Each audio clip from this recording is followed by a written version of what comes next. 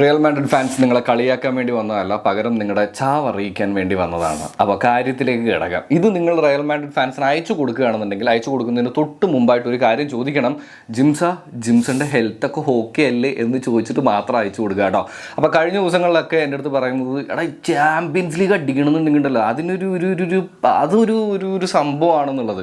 അങ്ങനെ 15 champions league അടിച്ച് ലോകത്തിലെ തന്നെ മികച്ച ടീമായിട്ടുള്ള റിയൽ മാഡ്രിഡിനെ അടിച്ച് കിട്ടുന്ന സുഖം ലോകത്ത് ബാഴ്സലോണയ്ക്ക് മാത്രമായിരിക്കും എനിക്ക് തോന്നുന്നുണ്ട്. കാര്യം എന്താണെന്ന് വെച്ച് കഴിഞ്ഞാൽ പണ്ട് ഹെൻറി പറഞ്ഞ പോലെ തന്നെയാണ്, അതായത് ലോകം മുഴുവൻ റയൽ മാഡ്രിഡിനെ പേടിക്കുന്നു, റയൽ പേടിക്കുന്നതോ ബാഴ്സയെ.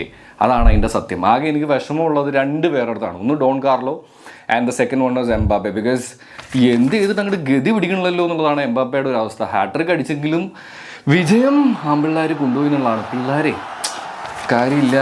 എന്തെങ്കിലും ഒന്നും പറയാനില്ല, എനിക്ക് എന്താ പറയും, നീ താഴെ വാ.